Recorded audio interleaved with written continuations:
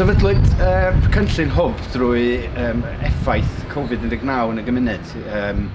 Y syniad oedd bod ni'n gallu cydlynu gwirfoddolwyr i allu ddarparu gwasanaeth i bobl sydd yn bregus o fewn y gymuned, oedd angen help efo siopa neu meddyginiaeth math yna beth.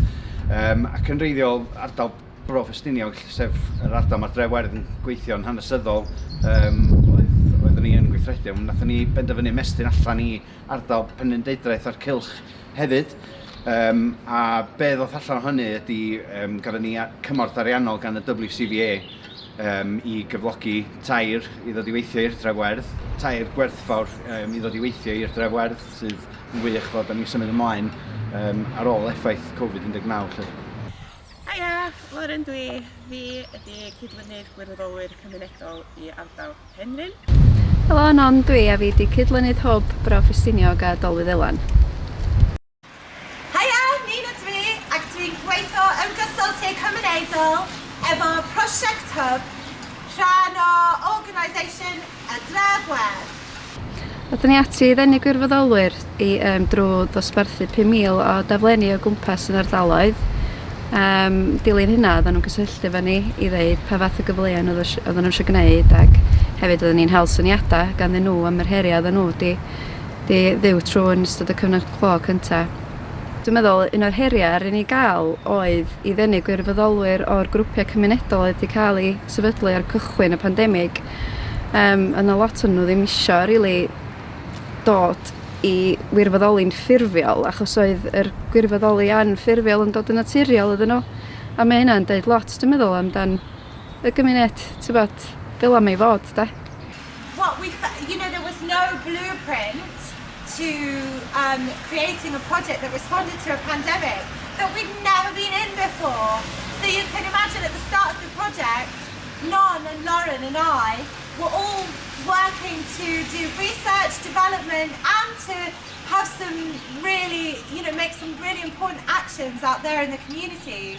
So it wasn't long though before we created this really fantastic database, Pobl Hwb. We called it Pobl Hwb because my Pobl Hwb really at a Calon absolute project. Oedden ni rei gwiriad DBS iddyn nhw, ac oedden ni wedi creu pecyn hyfforddiant, ac oedd hynna'n diogelu pawb yn sgil Covid ac o ran diogelu pobl hefyd. Oedden ni rei PPE iddyn nhw, ac wedyn unwaith oedden nhw wedi gwneud i cysylltiad hefo bobl, oedden nhw yn llenwi ffurflen adborth i fewn, ac oedden ni'n trin hwn fel ffurflen track and trace, ac hefyd i fonitro'r gwirfoddolwyr a cadw cofnod o'i oriau gwirfoddoli nhw falle. Da ni wedi trefnu hyfforddiant cymorth cyntaf iddyn nhw, ac hefyd cymorth cyntaf iechyd meddwl. To help, I find it a privilege.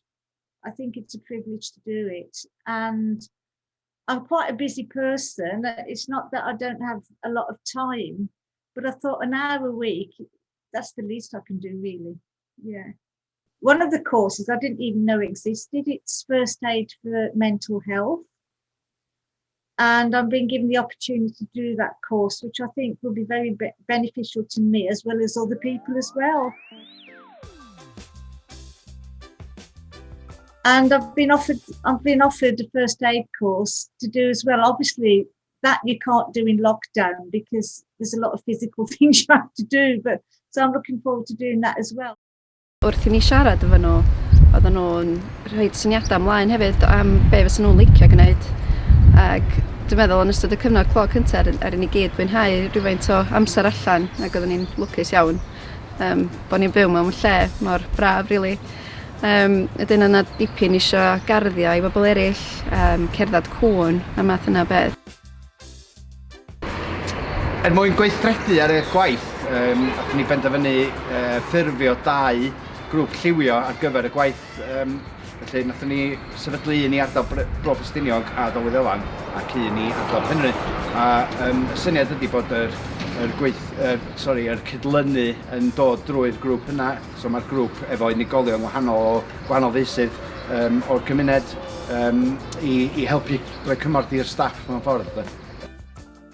Mae'n plesio fi lot i weld bod y sgîm yma wedi mynd, wedi llwyddiannu a be oedd o fod i wneud, a wedi mynd ymlaen o fanna ac yn dal i fynd ac yn dal yn creu pethau newydd i bobl y dred. Dwi'n meddwl bod yn ffantastig. Rhaid ni'n dweud. Dwi'n meddwl wneud Hwb helpu efo'r volunteerio yma. Dynnu bobl allan. Ti'n bo, wrach a jyst mynd â nhw am dro neu rhywbeth, ti'n bo beth dwi'n meddwl, ond jyst y steps bach cyntaf na'n dre i gael bobl yn ôl i'r normal newydd de. Dwi jyst eisiau deud rhywbeth am y rhan prosiect casglu ysbrydol, achos dwi really eisiau make our streets that little bit cleaner and really help with the litter problems that we've always had across our communities. So these have definitely got worse with the single-use gloves and the single-use masks. So it was a real wonderful part of the project to be able to gather some of the people in the different communities together to go out and really share a litter picking drive, and we covered a lot of space actually, and we got a lot of litter, and it was a really great aspect of the project to show what we can do together. I think that's a really great way forward, and it's been a really lovely marriage of possibilities with a diverse mission and how we respond to a pandemic and an emergency as well. It doesn't necessarily have to cost the environment, and that we can all move forward in a more positive way with everything we do.